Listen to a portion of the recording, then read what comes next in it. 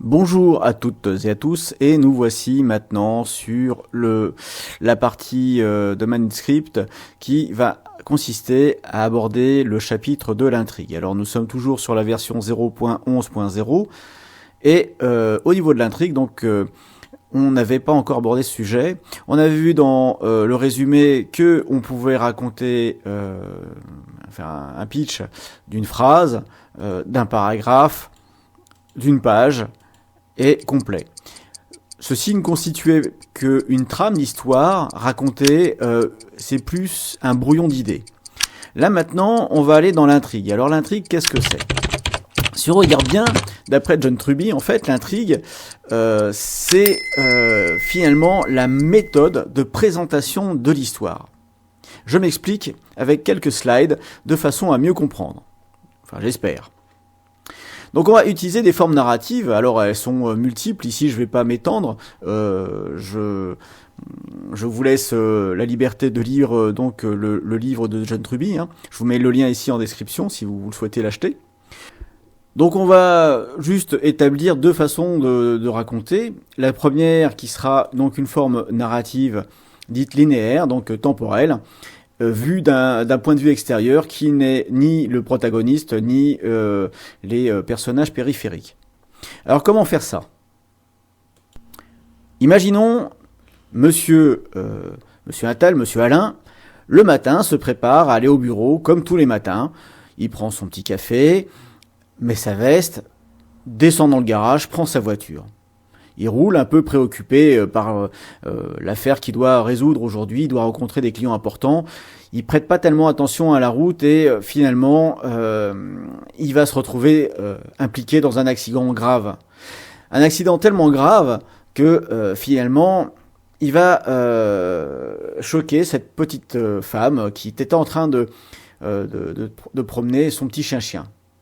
Donc on a par exemple ici Carole qui promène Pompon, et pendant que Carole promenait Pompon, elle est donc témoin de cet accident. Elle se dépêche d'appeler tout de suite les secours, et les pompiers débarquent. Le pompier éteint le feu de la voiture, sort le corps du pauvre homme, il vit encore, et fait venir l'ambulance. On l'emmène à l'hôpital, et là le chirurgien prend tout de suite les choses en main. Le pronostic vital est engagé, mais finalement, il réussit à le stabiliser. Fin de l'histoire. Vous aurez remarqué que dans cette forme de narration linéaire, temporelle, finalement, on pose un petit peu nos idées sur des images, un petit peu à l'instar de l'exercice que l'on faisait lorsqu'on était jeune sur un homme qui se tenait debout, les bras le long du corps. On demandait à chacun de notre classe d'interpréter un petit peu ce que pensait l'homme, ce qu'il faisait, d'où il venait. Et on avait autant de réponses différentes qu'il n'y avait de personnes dans la classe. Alors évidemment, ce style de narration, finalement, le personnage joue le rôle qu'on lui demande de jouer et n'a pas de personnalité propre. C'est désincarné, déshumanisé, pardon. Et finalement, la narration, elle devient quelque peu rébarbative à lire ou même à suivre. Parce que finalement, je suis sûr que là, quand vous avez regardé ça, vous avez dit, bon, l'histoire est pas très intéressante, c'est une histoire banale. Mais si on reprend cette forme narrative et on essaye de la faire de façon plus organique, en donnant finalement un peu plus de corps dans cette histoire, un petit peu comme dans Amélie Poulain, où finalement on avait au même instant plusieurs personnes qui sortaient, se préparaient et donnaient un petit peu plus d'âme à l'histoire. Bon, c'était une forme de narration un peu spéciale, hein, j'en ai pas revu après, mais vous avez ce type de narration croisée où vous avez différentes personnes qui finalement jouent leur rôle en fonction de leur capacité émotionnelle, physique, dans les différents points. Reprenons. Donc on a ici notre protagoniste, notre héros, qui se prépare tout anxieux pour aller au bureau. Alors il est plongé dans ses idées, ça jusqu'à là rien ne change. Il roule plutôt vite, un peu trop vite d'ailleurs, et il a un accident. Alors cet accident est très grave, suffisamment grave pour choquer cette femme. Mais Maintenant, arrêtons-nous là. On peut reprendre maintenant cette narration en disant, pendant que Jean se prépare, Carole se maquille, donne les croquettes à son chien et lui pose la laisse. Elle va voir sa mère qui l'attend au café du coin pour discuter 2 secondes et partir faire des emplettes. Robert qui qui ce matin arrive un petit peu fatigué à la caserne, boit son café et prend le journal. Alors, les journaux sont pas terribles. Et puis d'un coup, il y a la sirène qui retentit, il faut partir en mission. Il sait pas où il va, il ne sait jamais où il va, Robert. Mais il enfile son costume, il met tout en œuvre, il sait qu'il y a une vie à sauver. Notre homme part, roule trop vite, et s'éclate dans un accident. La voiture, elle est complètement défaite, elle est en flammes. Carole, choquée, tient Pompon dans ses bras, et d'une main tremblante compose le numéro de téléphone, compose le 18. Robert arrive sur l'accident, éteint le feu avec sa camarade, et de suite, le SAMU a été prévenu, bien sûr, et on prépare déjà au bloc, de quoi recevoir notre pauvre homme, notre pauvre malheureux. Nous avons ici, dans cette histoire, des destins croisés de personnes qui, finalement, on part d'un moment calme de cette dame, Carole, le témoin, de cet homme qui est un peu préoccupé, cet homme d'affaires qui est un peu préoccupé, le pompier qui, lui, est à son affaire, à son petit journal, et sait absolument pas ce qui va lui tomber dessus. Et finalement, le chirurgien qui, lui, va l'opérer. Et on aura donc le point climax, qui ne sera pas finalement linéaire, mais en racontant différemment et en arrivant sur l'accident à la fin, et puis quelques bribes sur l'opération, où finalement on dit qu'il est sauvé, mais pas complètement. Et bien en fait, ça fait monter un petit peu la tension. On arrive à faire monter la tension, à susciter l'intérêt. D'où l'histoire racontée de façon organique est beaucoup plus intéressante. Alors pour ça, on a bien sûr dans notre logiciel de quoi fomenter les intrigues. Alors je vais pas rentrer là-dedans trop loin. En fait, l'intrigue, grosso modo, c'est comment présenter l'histoire, mais c'est comment poser un problème et résoudre ce problème. Donc on a des informations générales et une étape de résolution. Alors on va créer ici des intrigues. Alors par exemple, si je veux une intrigue principale, je vais marquer, par exemple dans le cas de l'accident, je vais faire des intrigues mineures. Ce sont des intrigues mineures. Ici, je fais plus. Je clique dessus sur le nom. Et je vais marquer par exemple, Carole promène son chien. Vous remarquerez qu'ici, au niveau de l'importance, on est dans mineur, mais on peut changer cette importance à secondaire, voire principale. Est-ce que dans l'intervention de Carole est vraiment quelque chose de prédominant ? Quelque part, oui, ça va déclencher la vie, enfin ça va jouer sur la vie et du personnage principal. Ça va déclencher une série d'actions telles que l'arrivée du pompier, la préparation du bloc, etc. Mais c'est quand même elle-même, elle n'est pas personnage principal.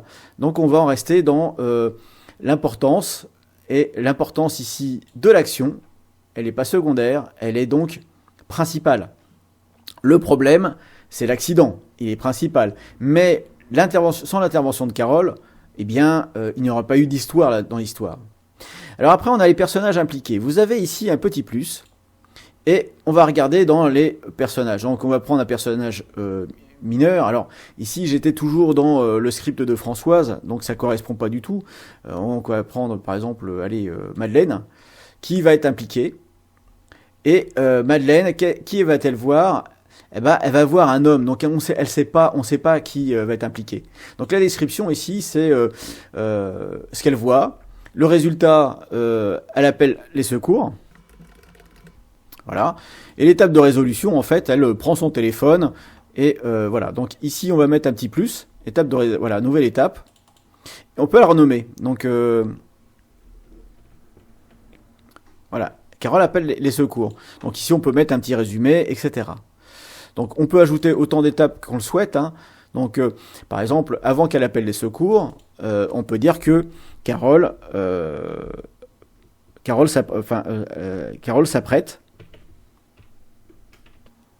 Donc ici, on a créé 2 actions. Elle appelle au secours, elle s'apprête. Elle a peut-être un rendez-vous ici. Elle s'apprête elle a rendez-vous avec sa mère ici. Donc on peut marquer ici RDV maman, hein, et ainsi de suite. Après, on va voir ici des... alors là, c'est le nom. Je ne sais pas si on peut réduire. C'est embêtant parce qu'ici, on a un petit résumé de ce qui est. Alors, après, on va voir les méta. Donc, dans les méta, ici, voilà, je double-clique dessus. Et là, on a un petit plus. Et donc, on peut essayer de voir. Donc, ici, c'est un petit peu les types, je dirais les problèmes types. Hein. C'est un problème, un progrès, une résolution. Essayer, échouer, pyramide de Freytag. Alors, je vous avais expédition, apogée. Alors, action en chute. Bon, donc là, ici, je dirais que c'est une résolution de problème en 3 actes. Ici, tournant, choix, renversement, etc. Donc ici, vous avez et puis le voyage du héros, donc monde ordinaire, épreuve, etc., etc. Donc ici, c'est un personnage secondaire. Pour moi, c'est une résolution. Après, à chacun de voir. Carole s'apprête. C'est... après, oui, et non, mais... Enfin bon, ici, on peut mettre quelque chose ou ne rien mettre du tout. Hein. Finalement, là, c'est pas grand-chose. Là, c'est son monde ordinaire hein, pour lui. Hein, enfin, pour elle. Après, ici, on peut aussi mettre un poids. Donc, par exemple, je dirais qu'elle commence par s'apprêter. Et après, ici, elle est témoin de l'accident. On peut comme ça enchaîner nos différentes choses. Alors, vous voyez que si je double-clique ici, je vais me retrouver dans cette phrase-là. Voilà, donc on peut ajouter donc des étapes de résolution, donc avec des personnages, la description, résultat, il appelle au secours. Voilà, bon, on a ce genre de choses. Alors, ce qui est intéressant ici, c'est qu'au niveau de l'intrigue, on voit donc comment placer ces intrigues. Mais si on va dans le mode plan maintenant, on a déjà nos intrigues qui commencent à se mettre.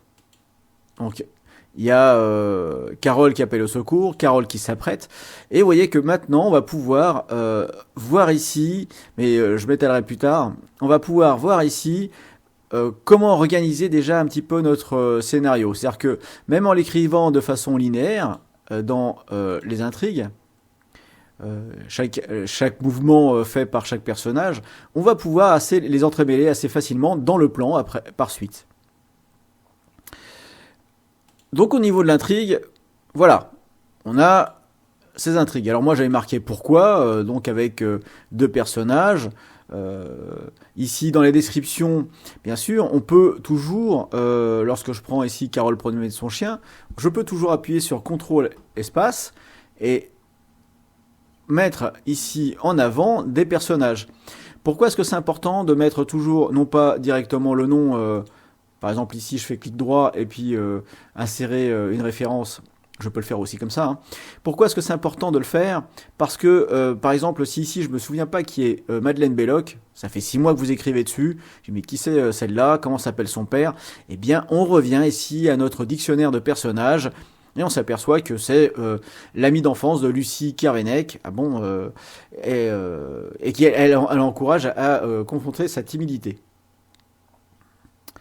Donc voilà, un petit peu en quoi consiste l'intrigue. Alors bien sûr, là je vous ai fait un résumé d'utilisation du logiciel. Les intrigues sont tellement vastes, il y a tellement de formes narratives que je pourrais y passer des heures à vous raconter tout cela. La seule solution pour vous, eh bien, c'est de vous exercer, mais appuyez-vous sur le livre de John Truby, par exemple, pour vous exercer. Alors, comme petit exercice, ce que vous pouvez faire, c'est évidemment venir essayer de raconter une histoire avec ces images, en vous donnant un ordre, et raconter votre propre histoire. Donc, essayez cette chose-là. Hein. Vous ouvrez une nouvelle page de manuscript. Vous créez un personnage principal. Alors, vous voyez ici, j'ai volontairement coupé la tête. J'ai pas mis de visage pour pas influencer. Vous avez un drame de départ, un accident. Vous avez un témoin. Vous avez un pompier qui intervient. et vous avez un chirurgien, et puis à la fin, on est en suspens, on ne sait pas ce que devient l'histoire. Alors après, vous pouvez peut-être raconter que il va mourir, mais on n'a pas d'autres personnages. Donc juste avec ça, essayez de voir comment vous pouvez raconter cette histoire d'accident, juste en créant ces personnages, en créant déjà dans Manuscript les différentes intrigues, de façon à pouvoir jouer avec dans un prochain temps, dans une prochaine vidéo par exemple, et déjà vous exercer à la narration. Vous allez voir que de le faire comme ceci, ça vous permettra de faire des imbrications d'histoire qui sont beaucoup plus digestes à lire. La prochaine fois, on va s'intéresser au monde. Et dans le monde, eh bien, on va faire un petit peu joujou avec les cartes, les lieux, les photos aussi. Donc, à très bientôt pour une nouvelle vidéo. Je vous fais des gros bisous, bye bye et bonne plume.